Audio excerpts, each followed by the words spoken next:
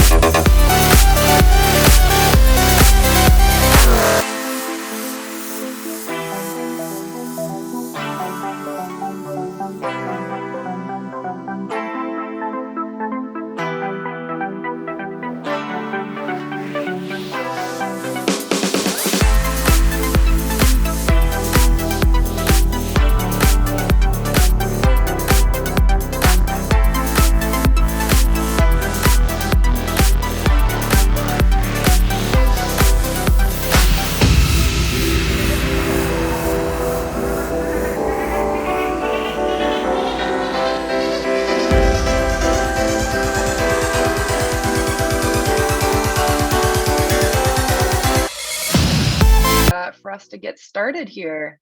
The day's flying by already for me. I'm so excited. All right, so let us hop into this then. So we are doing a giveaway today. Super excited about this one. Beth and I are huge fans of the brand Trello. It's a really, really amazing company that you can use. She's actually going to be giving away her program called Hello Trello. It's a really great program. Beth, while you're on here, do you want to tell us a little bit about this giveaway here?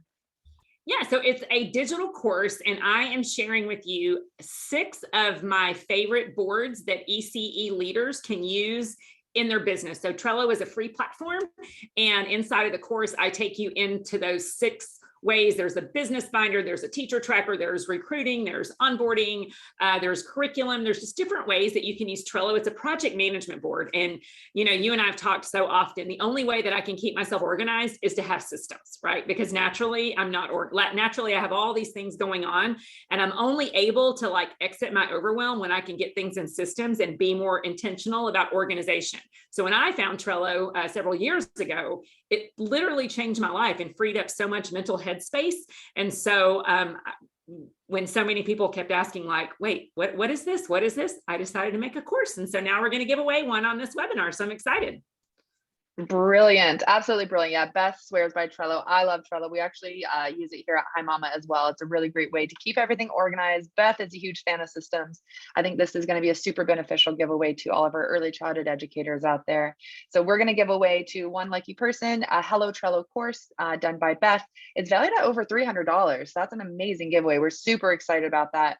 We'll announce the winner in our show notes email. So definitely keep an eye out for that.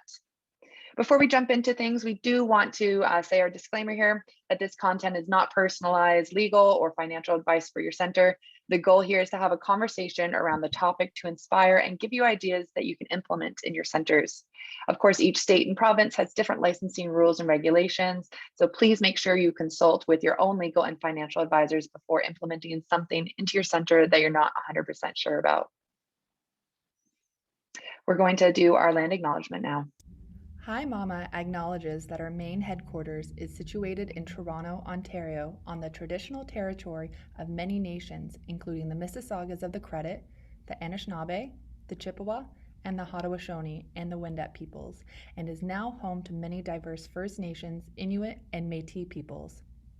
Toronto itself is a word that originates from the Mohawk word takaranto, meaning the place in the water where the trees are standing. As participants and guests in today's webinar, we are coming together from many different places around the world. We encourage you to learn about and acknowledge the land from which you participate. Awesome. And in a couple of weeks, we are celebrating National Indigenous Peoples Day. So we have some really exciting resources coming out. And here at Hi Mama, we are always learning and trying to do better. We'll jump into our diversity and inclusion. Hi Mama is committed to fostering an inclusive and welcoming environment for our employees, customers, and community. Hi Mama welcomes and celebrates individuals of all backgrounds, orientations, and identities. Our Diversity, Inclusion, and Belonging Committee aims to ensure we provide a safe environment for everyone to thrive while bringing their authentic selves to work. Our mission is to promote an inclusive workspace for all employees through education, discussion, and celebration of our differences. Embracing these differences while coming together with a common purpose is what makes our team extra special. Extra special indeed. And it being Pride Month as well, we're super excited to share lots of amazing resources on our blog, on our newsletter, and of course on our social media. So definitely keep an eye out for those resources if you're looking for how to incorporate diversity, inclusion, and celebrate Pride in your classroom. Just some housekeeping notes before we turn it over to Beth. So just a reminder, this session is recorded if you're joining us later or if you need to leave early. We know a lot of educators are in the classroom right now, so thank you so much for taking the time out of your day to join us. This session will be recorded and will be sent to you early next week.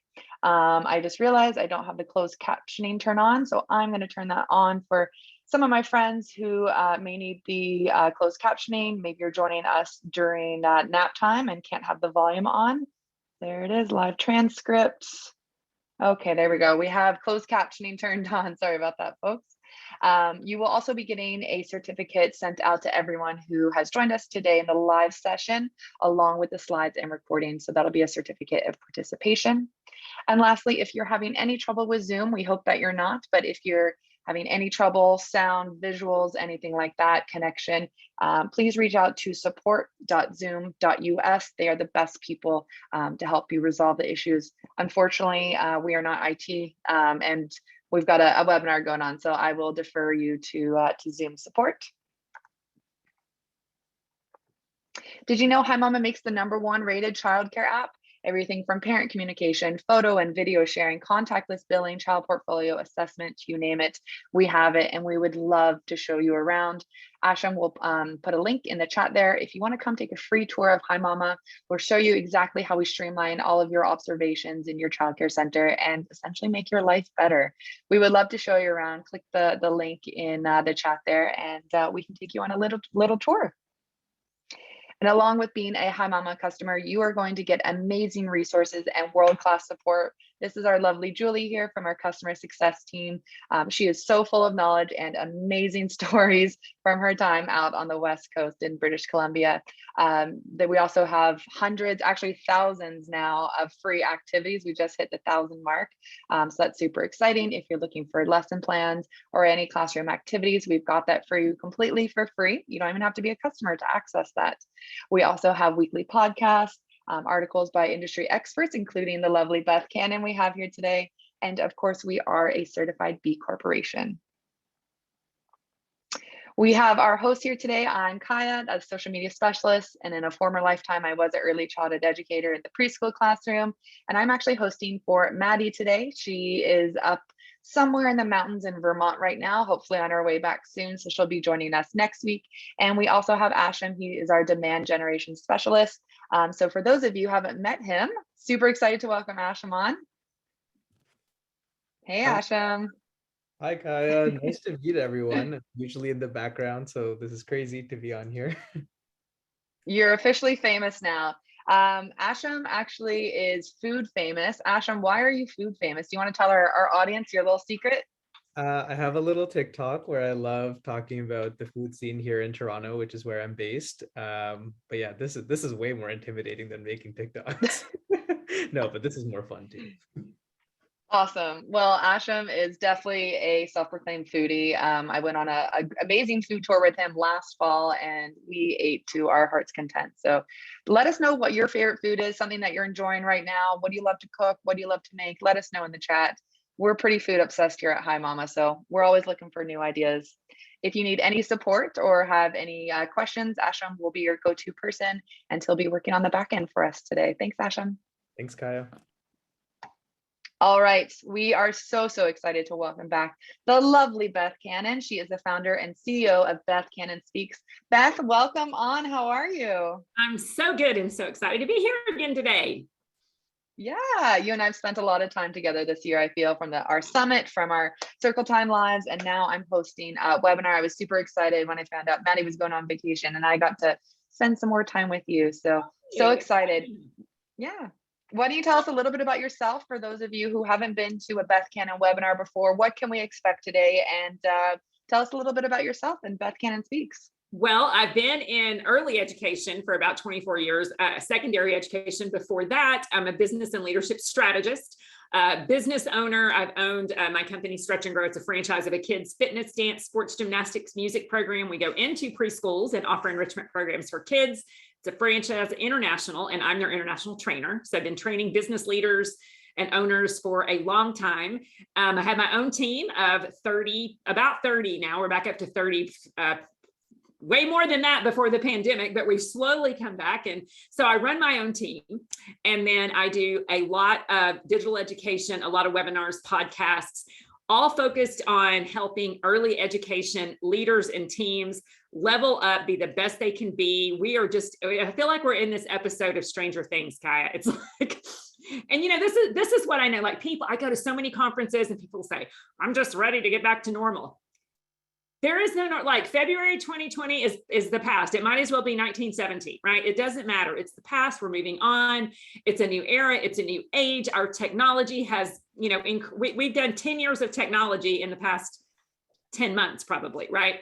And so it's a new era. It's a new day. People are different. People are strange. People are weird. And we just have to kind of figure out, like, a lot of self-awareness needs to be around as leaders and communicators and coworkers. And so what can you expect? I love telling stories. So I've got some stories for you, stories from the trenches, because, I stay close to the pain a lot. I mean, I do. I'm in schools, I'm in conferences, talking to leaders and teachers all the time. And so I love us. I love the unique brilliance that is early education. And so I'm just thrilled to get to be here and hang out with you guys. So thanks again for including me.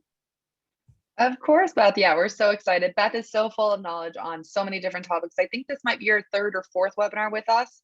And you've done our podcast as well. Asham will pop that in the chat in just a moment. So if you want to check out some previous Beth Cannon content, I like that. Asham will pop that in the chat. So I'm going to stop screen sharing. I will let you take over here, Beth, and super excited for today's session. Okay, let's go. Let's go. Okay, so this topic is something that is absolutely near and dear to my heart because, as I mentioned, I'm in centers a lot. I talk to early educators a lot, and I have my own team. And this is what I know. We've been a little salty lately. There's a lot of tension, and I think that the tension is coming because we've been squeezed in every area of our life. And this is a unique time because the world experienced the same said squeezing. And so because we're coming out of this weird, as I mentioned, episode of Stranger Things, we've all been squeezed. And when we're squeezed, what's in us comes out of us. And although we've been in the same storm, we're coming out of the same storm, we've all had different boats. So some of us have been on cruise ships, some of us on paddle boats, some of us on canoes, some of us on a sinking ship with a hole in the bottom of it. So we're in different boats. And so I think that just the pressures that happen outside of work and in life and in other relationships are compounding and coming to the surface so that when we're interacting in our communities, things are just very different. And so I think that a ninja skill around this is self-awareness. And I saw that someone had posted a question and it said, how do you deal with people who are so competitive? One thing that I'm not going to talk about today, but it is a resource, it's understanding who you are when you go high and who you are when you go low. The Enneagram is one of my favorite tools to use for self-awareness. I use it on my teams. I teach it a lot. If you need some information about that, shoot me an email at Beth@BethCannonSpeaks, and I can send you a link to a free test that's out there. But knowing and understanding your coworkers helps. So that question about what about people who are competitive? Here's my answer to that. If you've got someone who is an Enneagram 3, who's an achiever, they're naturally wired to be competitive. And if they're dealing with someone who's a 9, which is like a peacemaker, for example, they're naturally wired to check out, numb out, and just want peace and unity. So, acknowledging the differences of personalities and what motivates us, what keeps us going, who are we when we are our best self and when we show up in our best self and in our superpower, and who are we when we go low? And we all have tendencies for a high, and we all have tendencies for a low. It's how we choose to show up together, to be a team, to represent as a team. And so I'm hoping that today is going to give you some ideas with how to approach crucial conversations and get positive outcomes from those crucial conversations. So what I would love to know, tell me in the chat, and I know there's a ton of you guys on this webinar. I'm so excited. There's so many people here. How did you act when you were a child? When you were a child and you did not get your way, did you whine and pout and withdraw? Or did you throw an all-out screaming fit and lay on the floor? So who were you? Which one were you? Were you a 1 or a 2? So ones, you kind of retreat, you go introvert, you pout, you whine, or did you just throw a fit and say, here's me, look at me, look at me? We should have done a poll with that one. I didn't think about that, but look, so many of you guys, you whine, you pout, withdraw. Yeah, there's a lot of ones on here. But also, there are probably a lot of 2s that said, I'm not going to type 2 because that's not going to make me look good. Because the world likes children who just pout, withdraw, and not throw fits, because we don't necessarily have to deal with that behavior as much, right? There's different behaviors. Oftentimes, the way that we dealt with our conflict, our disappointments, and our frustrations as children manifest itself today. So think about how you personally reacted as a child, and how did your parents, your grownups, your loved ones, your older support system, how did they help you manage your feelings and emotions? Was there communication, right? Did someone sit you down and say, hey, use your words, or, tell me what's happening. Tell me about your feelings. How do you feel? How did that make you feel? I'm a Gen X. So a lot of Gen X and boomers, if you're listening, we weren't really asked about our feelings or how we're expressing. We were just simply made to, you better act right. You better behave. What I wish I would have put a picture on here of, and I didn't think about it until today when I was kind of walking through the stories I was going to tell you guys today. If you saw cute little Prince Louis at the Queen of England's Jubilee, he was, as they would say in Great Britain, naughty. He was naughty on the balcony of Buckingham Palace, and his sweet mommy had to grab him, or mummy, as she would probably call herself, would grab his little face, and he would stick out his tongue and do this to his mom. He was acting out. And so she at that point was not interested in tell me how you feel. She in that point is interested in the world is watching, and you're a future little prince, and I need you to act right. And so oftentimes as adults, we don't always necessarily act right. But this is what we know when you're dealing with conflict among coworkers. If you don't talk it out, you'll act it out. So sometimes when we don't get our way, we pout and we become withdrawn. That means sometimes that you are a bitter bagger, right? You take that bitterness and you hold it and you hold it, and you think, I am going to show up as my best self, and I'm not going to say anything, but I'm just going to pack my bag and keep it right here. And you'll never hurt me again. I'll never trust you again, but I'm not going to verbal vomit all over you. And then we've got the other extreme, which we'll talk about. But if we don't talk it out, we'll act it out. So this is what I want to encourage you now. If there is a crucial conversation that you need to have, I want you to have the courage to walk in freedom and not fear. Conflict is not bad. It's how we blow up the conflict. Then we think we're going to isolate people. We're not just going to burn a bridge. We're going to torch that mother down, right? And so you don't always have to torch that mother down. There is a way, there is a path through conflict. But so often from our families of origin, or our origin story will tell us, when there's conflict, people leave us. or when there's conflict, people betray us.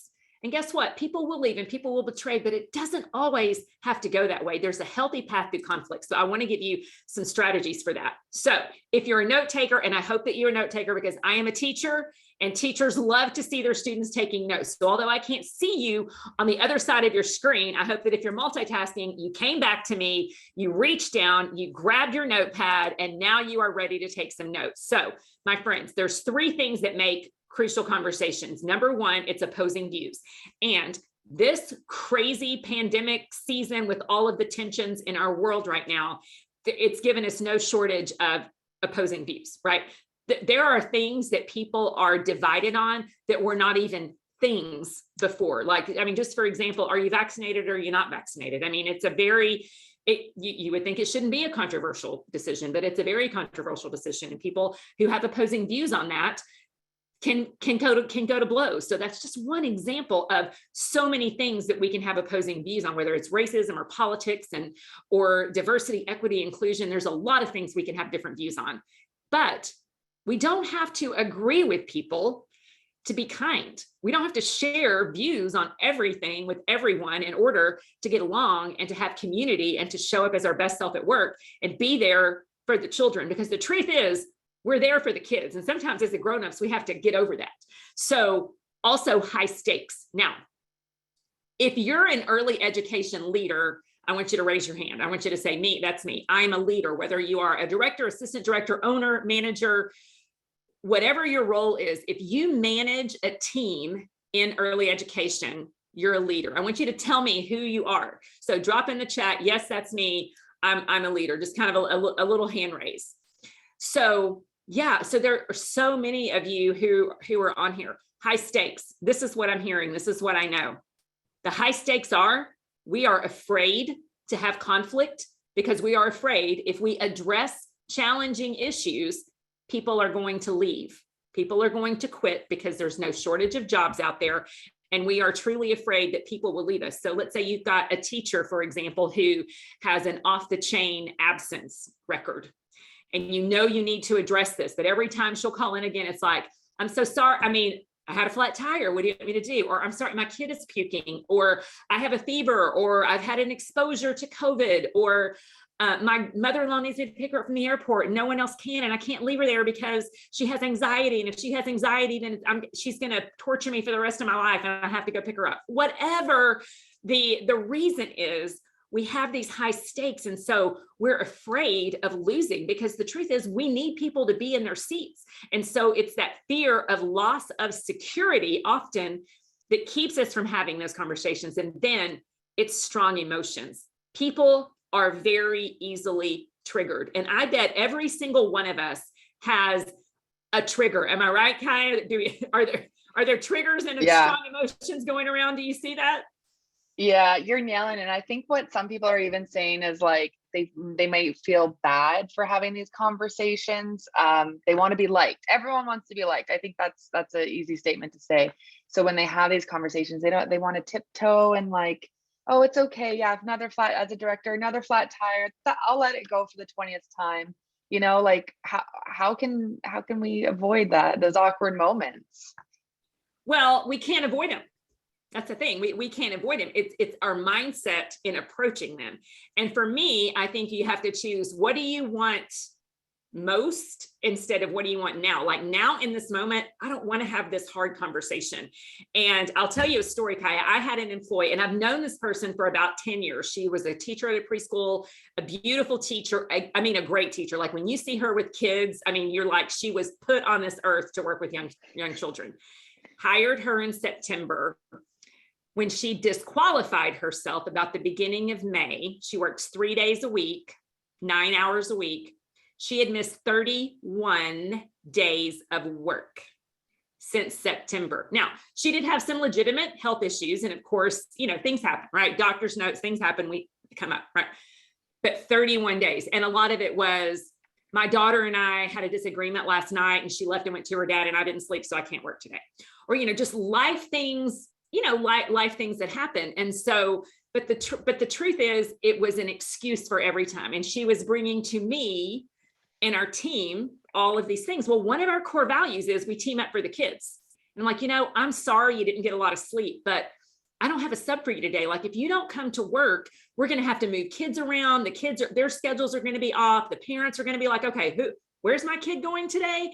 So there's a domino effect, right? Every time because or ECE, there's not like a big long sub list, right? Like there is at a school district. You can't work remote. So No. we have to show up and be there, right? And so had these conversations, and finally I had to have another conversation with her and just say, you are valued. I love you. Your kids love you, and you're great. But if you can't show up to work, you're going to disqualify yourself from having a position on our team, because one of the qualifications is you got to be here.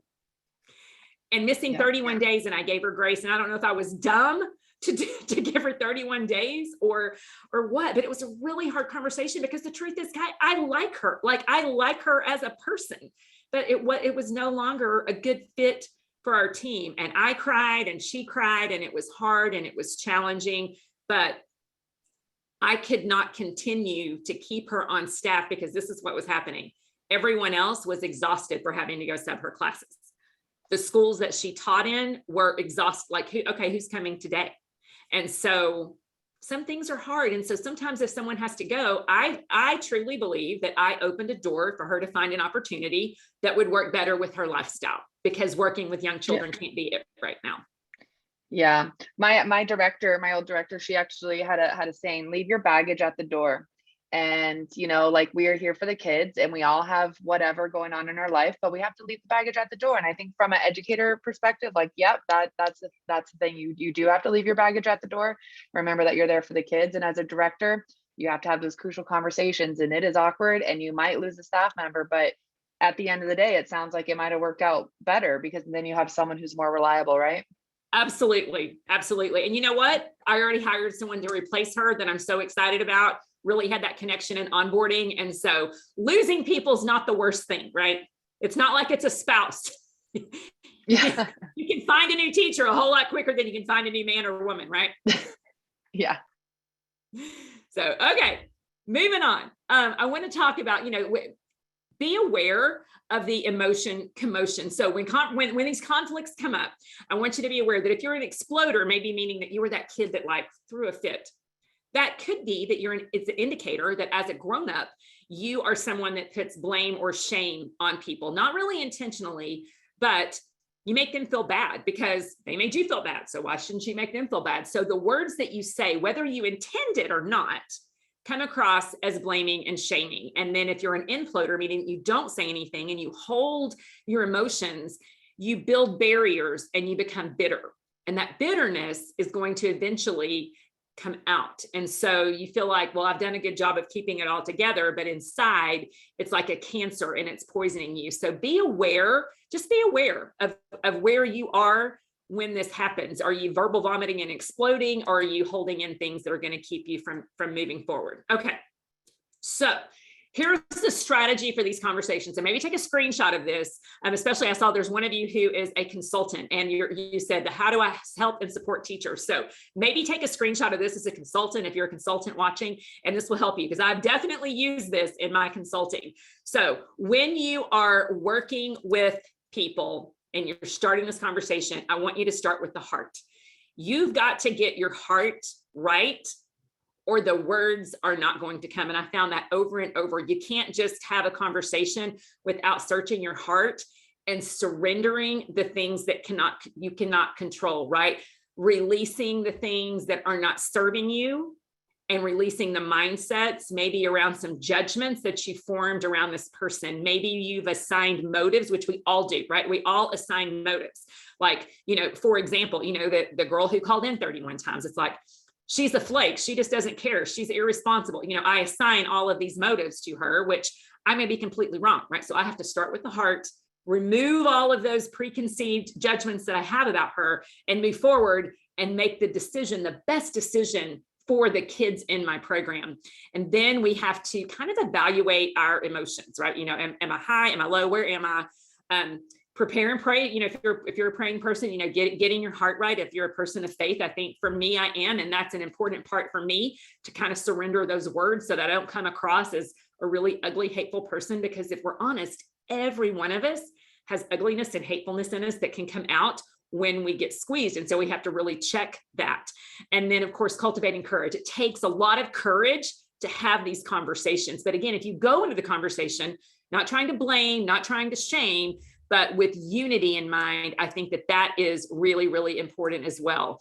And then when you're in the conversation, you got to separate your fact from fiction. Separating the motives that you decide that you're going to assign to people, you have to separate the fact from the fiction. Got to lean in and be a listener. That's why we have one mouth and two ears, right? I'm sure you probably said that to your children, but lean in and listen for what they're saying, because they may have reasons. This is what we know. There's never an excuse for really bad behavior or acting against your culture or not specifically and intentionally, repeatedly not following policies that are in the best interest for the kids and the center and the school. But there's always a reason. So it doesn't mean it's an excuse, but there's a reason for the behavior, for the actions, for the conversation. And so as you're walking through that, I want you to remember that. Also engage with empathy. Empathy is a ninja skill that people need to have. You've got to be able to feel what other people feel and then weigh your words, because words are like toothpaste. Like maybe you went to youth camp when you were a kid and you saw the toothpaste analogy, which is where the counselor will pull out a toothpaste tube and walk around, everybody squeeze out the toothpaste. Now try to put it back in the tube. You can't do it. Your words are like a toothpaste tube, right? Once they come out, you can't put them back. So weigh your words before you say them. And then after it's over, you have to surrender the outcome. If you go into it with the right heart, with the right motives, with the right mindset in mind, keeping unity as the goal of the conversation, you have to surrender the outcome. You don't know how someone's going to react or respond to that. And that's up to them. That's not up to you. Also, keep it confidential. This is what we know. Probably the majority of you watching are women, I would assume. Ashton, I know that you are not, but this is what we know, that women tend to gossip a little bit more than men if you just look at that statistically. And what is crazy is when we gossip, our body, our brain produces endorphins. Endorphins make you happy. That's like the happy hormone, the happy pheromone, right? And so your body, there have been studies done on the way that your body responds. So it's like when you have tea to spill, you get a high, like you get an excitement, like, ooh, let me tell you what I heard here. And so I told a story at a training recently. It was a group of centers, and I'd worked with this one owner for 20 plus years, and she's grown and added centers. And years ago, and no one really knew this person, that I thought one of her directors had an affair with a dad in the center, and the mom found out, and the mom came in and like punched the director in the face. Like they had an all-out fist fight at the center with kids present, with teachers present. I mean, it was like an episode of Jerry Springer reality TV. It was crazy that happened. And so as I began to tell the story, I mean, they were on their edges, like, who was it? Who was the parent? What center was it? I mean, everybody was like so excited, like I was giving them a gift to tell them this juicy story. But it's true. It's the way that our body responds when we think we're going to get tea. So what's really important is that if you have the courage to go to someone and have this conversation, keep it confidential. It doesn't have to be shared between all of the other people who are at the center.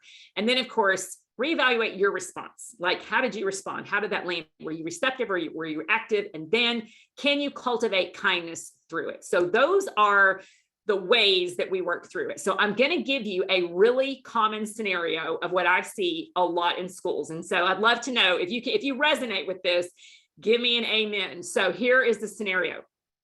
Ashley is consistently late, and her co-teacher, Amy, is really frustrated because when she shows up to work, she starts her day out of ratio, which, okay, so number one, she's afraid she's breaking a rule. She's not a rule breaker. She's a rule follower. She doesn't want to break a rule. Now she has all these children. The parents are coming and coming and coming, and it feels like she's drinking out of a fire hydrant, and Ashley is nowhere to be found. And so even though management has talked to Ashley, nothing has really changed. And so now Amy feels like she needs to say something to Ashley. So let me tell you why this is controversial the way I'm about to tell you to handle it. I did this live in a big conference, and I had one person raise her hand and say, it is not my coworkers' business to tell me when I should be to work. And she was very defensive about it. Well, I have a different opinion about that, because guess what? Everyone that's working is a grown-up, right? And we have to be accountable to our actions. So should she shame her, blame her, write her up? Of course not. But I truly believe that it is a healthy conversation for coworkers to let each other know how their behavior is affecting their work. I think that it matters. And so you may have a differing opinion, but I just truly believe that we need to empower teachers and other educators to be able to let people know, hey, this is kind of where I'm coming from. And so I'm going to give you some examples of how to maybe handle that conversation. So again, if you are watching and you want to take a quick screenshot, if you need some ideas of how to start a conversation, here are your conversation starters. Okay, so screenshot that if you want. I know Kai is going to send out the slide deck so you'll have it. But instead of just being like, girl, why are you late again? Give her the opportunity, like, hey, there's something that I would like to discuss that will help us work better together. Guess what? That is proactive. That's positive. That's encouraging. That is a unifying statement. Hey, we got a problem, but I want us to work better together. Or, hey, I'd like to talk with you about this, but first, I'd like to get your point of view. And so then then you're saying, okay, I want to hear you. I'm not just here to verbal vomit and tell you my feelings. I want to kind of get your point of view, because guess what? Maybe Ashley's late because maybe her husband has moved out of her home and she's got 4 young children and she's trying to get everyone ready, and one can't get dropped off at school or the bus stop. And there are all these life circumstances that have changed, and no one knows that because she has this pain she's been holding. I love this, Beth. Our audience they're screenshotting it, and just a reminder, you will get the whole deck so you can go over this. Like, this is so great. And I think what you're really saying here too is coming from a place of empathy and putting yourself in their shoes. And we don't know everyone's story. You know, maybe they are dealing with something. Maybe they're bad at time management, or maybe they are spending an extra 5 minutes in the Starbucks drive-through getting their venti latte, but maybe something bad is going on, and like they're actually trying their hardest. So these conversation starters here on the screen, I think, are really allow you to come from a place of empathy and curiosity more than anything. These are great. And that's the goal, right? We want to have empathy for our team members. And then the next one is, I need help with what just happened. Like, help me here. Like, I'm here and I'm only supposed to have 10 kids in care, and I have 14 and you're not here. And so, you know, let me help you. Help me with what just happened. And then of course, I'd love to have your perspective on something. Like, are you supposed to be here at 8 because it's 8:20? And, you know, or like, what, like, did management not schedule us right? Like, is there something off, you know, giving the benefit of the doubt. So those are some examples of how to begin the conversation. Okay. Now you're in the middle of it and things are getting heated. Things are getting sassy. Things are getting salty. And now what are you going to do? Number one, I want you to remember you have to surrender what you cannot control. I started doing yoga when I was 42 years old because I have such a frenetic, crazy energy, and I had some injuries, and I needed to work out, but I needed to find some sort of physical exercise that wasn't as impacting on my body. I didn't realize the benefits that it was going to have on my mind. And when I would get on my mat and get in child's pose and just be like, I surrender what I cannot control. And so oftentimes we have to release battles that don't belong to us. Like, you can't make someone be a rule follower. And that's really, really hard. So I think surrendering what you can't control, because if not, it's just going to continue to frustrate you, right? Also, choosing not to let the spirit of offense invade your heart and mind. I believe that our society is way more easily offended than we were before. Like, people are offended if someone brings up a crucial conversation point to them. Here's the thing, you get to control you. Don't be so easily offended. Realize people have different, you know, they're coming to you with different things. So don't be so easily offended. People will have different opposing viewpoints. Like I said in the beginning, one of the things that makes a conversation crucial is that there are high stakes and that there are opposing views. Not everyone's going to agree with you. And and be okay with that. Like, be okay with that. Not everyone is going to be your BFF, but for the sake of your job, unity, choosing unity is important. And then another thing, actively pursue points of connection. Because let's say this is a conversation between two coworkers. The importance of that is that you've got to work together. You know, if you can, I mean, that's a point where you go to management and say, hey, this partnership is not working. I think we'd both be happy if we could, you know, maybe look at transferring to another room. And maybe that's the solution, right? But if we're going for unity, you know, think about, are there active points of connection? Like, as I mentioned, one of our core values is we team up for the kids.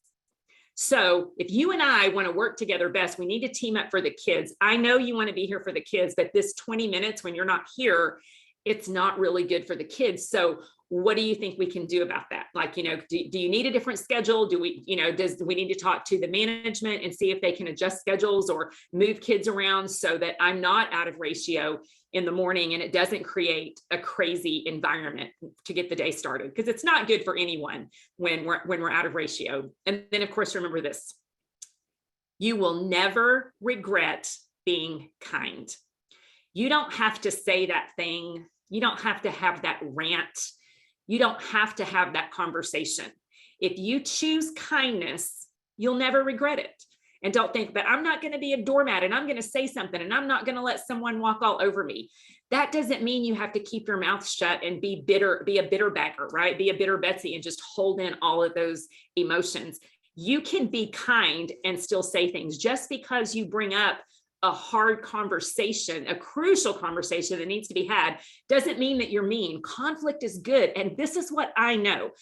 Conflict creates intimacy in relationships. I don't mean weird intimacy at work, but you know what I'm saying. It creates a little bit of a vulnerability. And when people work through problems together, that's what helps to bond them.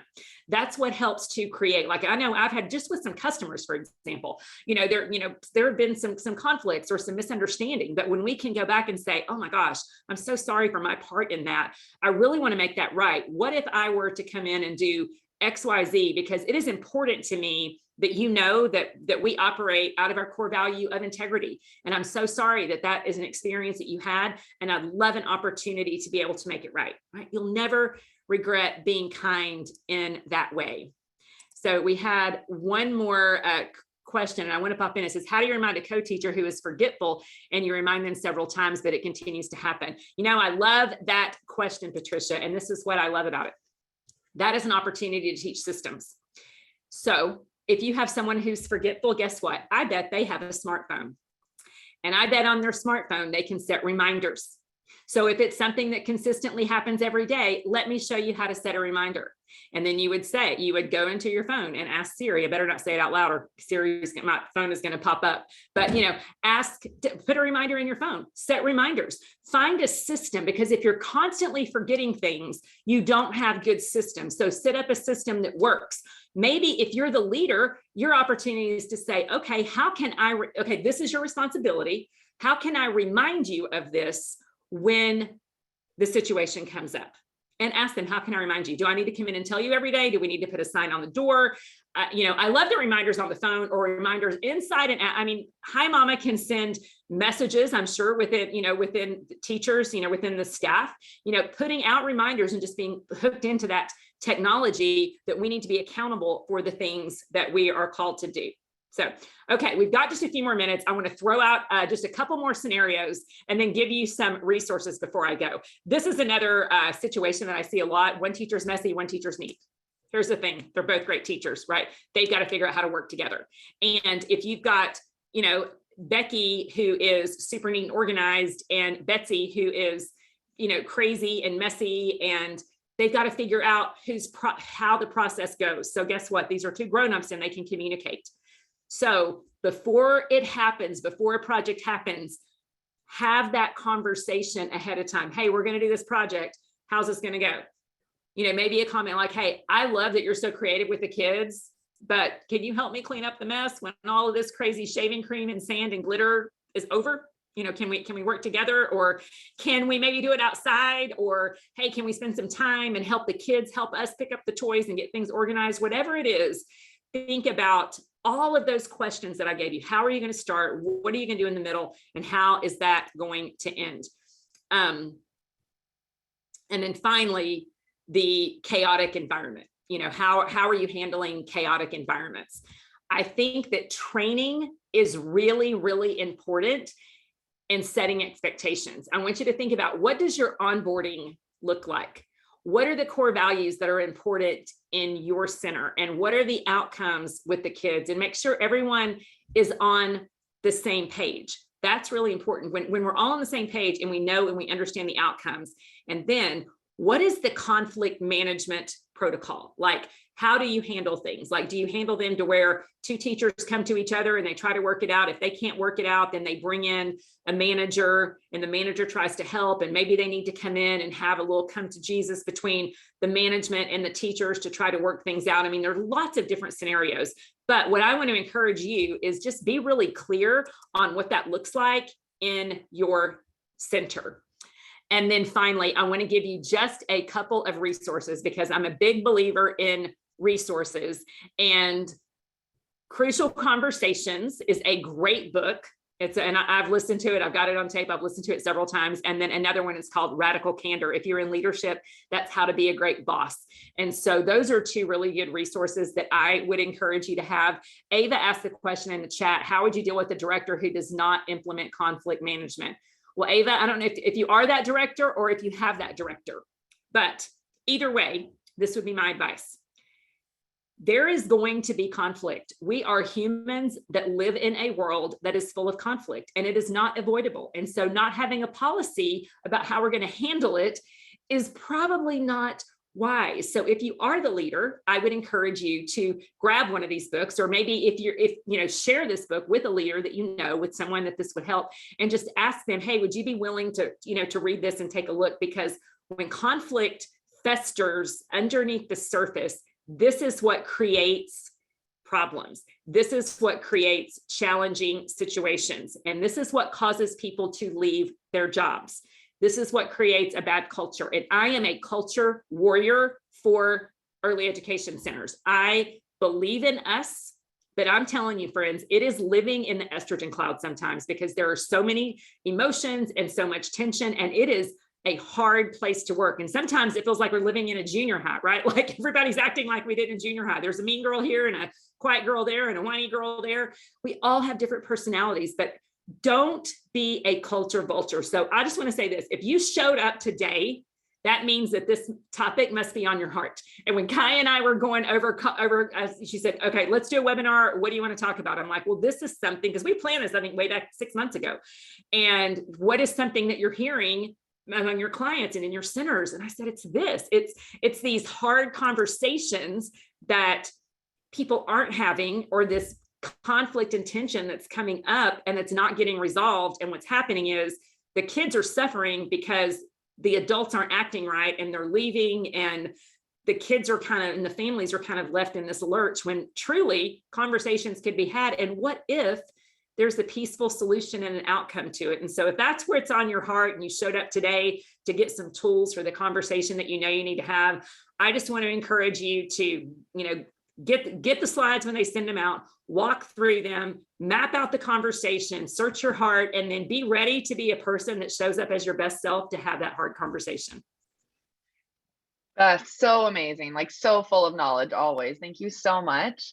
I think, you said just by coming here, this is like the first step in trying to resolve the conflicts. Like as a director, I think this might be an easy win. Like you can just incorporate this webinar into a staff meeting, send it out as an email, make it a mandatory, watch, every staff member must watch this. And it's a really great stepping stone for those educators who are on the front lines working with difficult parents, difficult coworkers. These are really so many amazing tips. Thank you so much.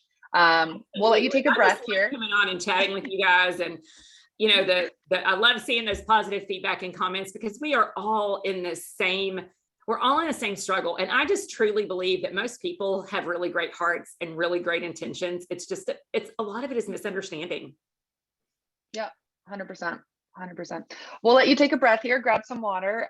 We'll jump into a Q&A in just a quick second. Before that, I do want to launch a poll. Yeah, Beth, we've got our water here, always hydrating. So there will be a poll that pops up in your screen in just a couple seconds here. If you have a moment, please take a chance to answer it, because we would love to hear from you.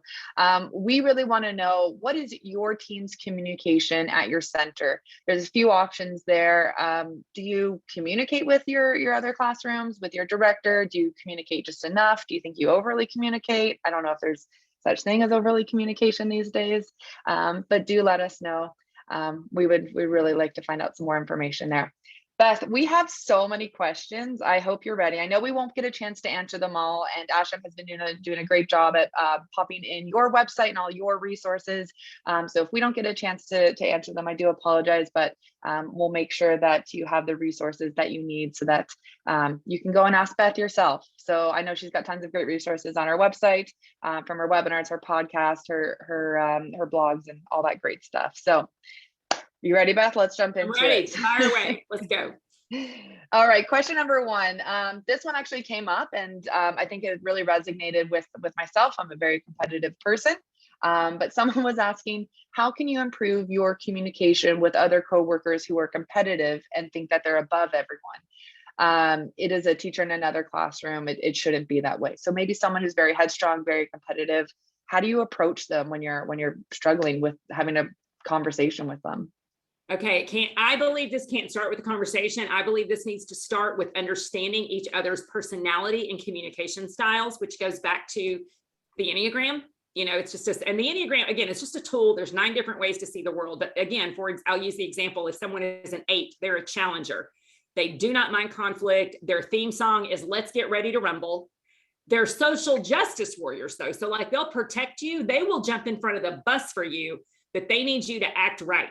They need you to say, these are the rules, these are the systems, this is how we're gonna roll. So someone who is not a forceful personality might see them as, competitive, forceful, hateful, controlling, manipulative, but their heart's really not to be manipulative. It's just they see the world in a way that they need to protect that world.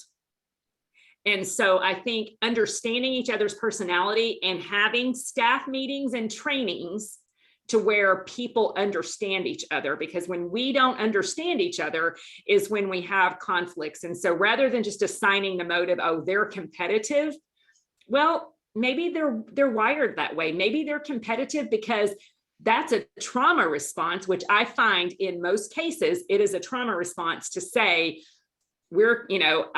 I need to not lose, because if I lose and if I give away my power in this situation, something bad is going to happen to me. So I can't give my power away, because when I've done that in the past, bad things have happened. So what the person saying, why are you so rude and competitive, doesn't understand is that that's a trauma response from that person. But what if they had a conversation and understood, because that person might not even realize why they're responding that way.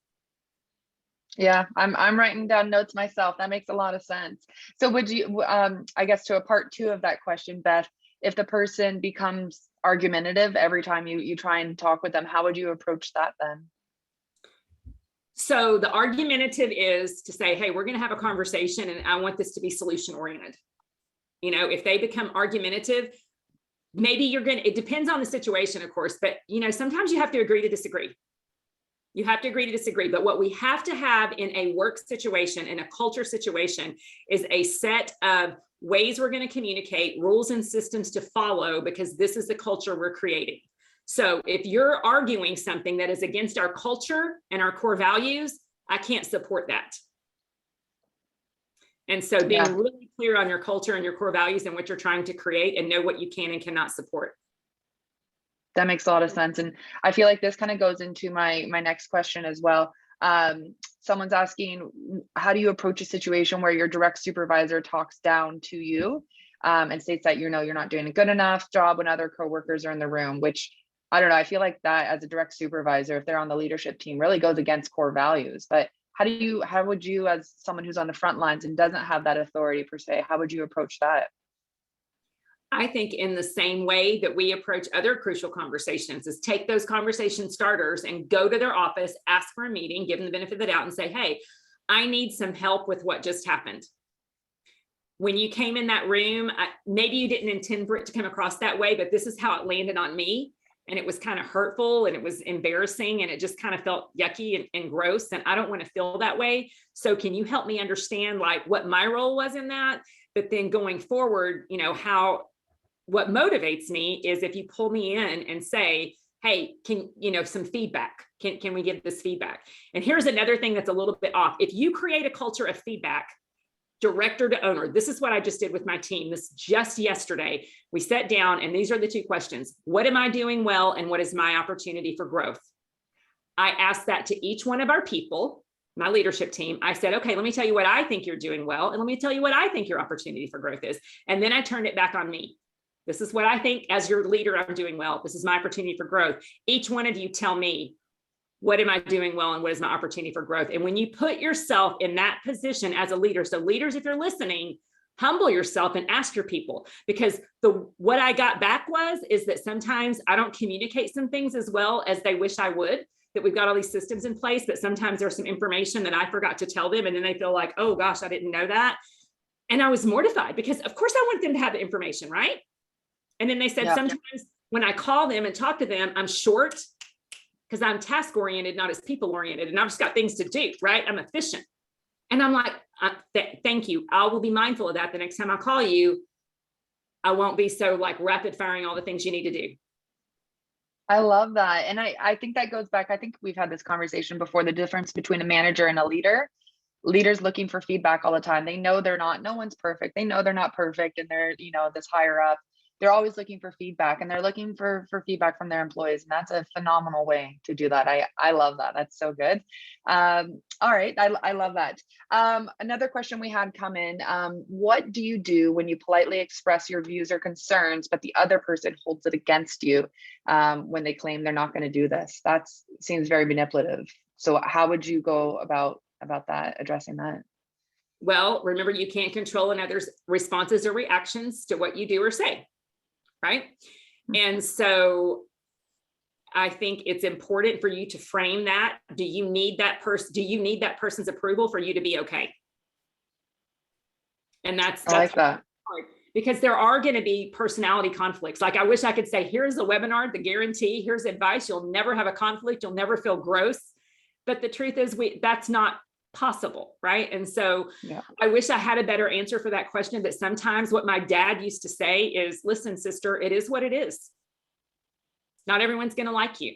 Not everyone is going to be your people. And that's okay.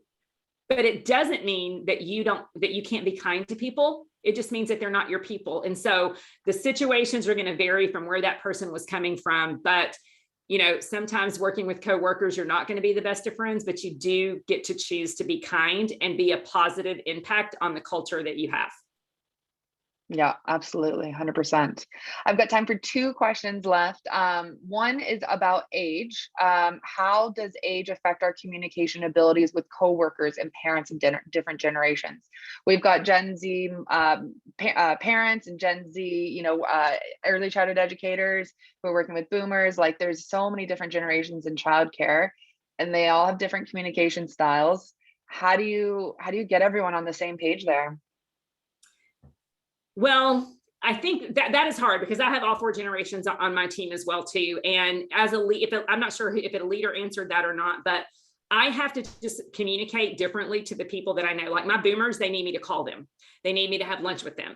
My Gen Z, they need me to send them a quick text. My boomers and my Gen X's, for example, they are visual learners. They need to read the instructions. So I don't send them voice memos. I hate Voxer. I hate when people send me voice memos because I'm a visual processor and I need to see the words. I have a friend she does what I do, and she always sends me voice memos, and I'm like, I've got to listen to this. I'm like, I like to scan things because I'm efficient and quick. So I know you just have to know your people and know how to best communicate with them. So if someone is not jamming with your communication system, ask them, say, hey, I noticed that you're not engaging in whatever it is you need them to engage in. What's the best way that I can get you this information? And don't demand on everyone being able to be okay with the same thing. And some things we do have to do. Like if you're using an app like Hi Mama in the center, and that's to communicate with parents, even if you don't like technology, you're allergic to it, it doesn't matter. That is the communication system that has been chosen by your leadership to communicate with families. That is how families are communicating, and that's how we're going to communicate. So I know it's hard, you might not like it, but this is part of the system. This is part of the rules that we've set forth. So let's figure out, how can I help make this easier for you? What questions do you have that I can answer for you? Because this is how it needs to be for the greater good of the center and the kids and the families. Love it. Amen. Yes, do it for the kids and the families. You nailed it. Some people are wondering if you could, the personality test, the Enneagram, where I know we have a webinar on it, but where can you actually do the test? Do you mind mentioning that again? No, I don't at all. And so we can send this out, but if you Google Eclectic Energies Enneagram, and a free test will come up, and I always do the second test. When you pull it up, it'll come to the page. I always do test 2. That is the most accurate Enneagram test that I have found ever. And once you take it and read it and understand it, and I've got a short little Enneagram course on my website. It's just like a $10 course for credit, but that is just huge. When I teach in my group coaching programs and I teach leaders, I always ask them to get the Enneagram numbers of their teams, because I think it is so important that they understand. Because I think more than generational differences, I think it's that personality and communication style differences. Whether you're a boomer or a Gen Z, you're wired a certain way. You see the world in a certain way. And I think it's important that we understand how each other views the world. Absolutely. Absolutely. Thank you, Beth, so much. That is so much information packed into one little webinar. We are so excited that you joined us today. Thank you so much. Before we wrap up here, Beth, I'll make sure Asham puts in the chat exactly where folks can go to get connected with you and find out more information about all the amazing resources you have. Beth, thank you so much for joining us today. We learned so much. And don't forget, we are going to be selecting one winner who's going to be winning a Hello Trello course that's presented by you. Super excited about that. Get some systems in order there. What is going on next week? So we will be back. Maddie will be back. Same time, same place. And our next session will be with teacher Tom. He's actually been on our podcast before. He's a phenomenal educator. He has a lot of experience in the education field as well. He's going to be discussing how to encourage children to lead their own learning next week, next Thursday, June 16th at 2 o'clock Eastern time. Asham will put the link to sign up for that webinar in the chat right now. And don't forget, you will receive the show notes and recording in your email inbox early next week. Don't forget to connect with us on social media, join our Facebook group, our private Facebook group with like-minded educators, chat with us on Instagram. And of course, we have the preschool podcast that Beth has been on, so we'll pop that episode as one of our resources too. Thank you so much for spending your Thursday afternoon with us. We absolutely love our community here, and we are so happy that you were able to take some time out of your day and learn a little bit about communication with your coworkers. Thank you so much for joining. Have a great day. Okay, yay, that was fun.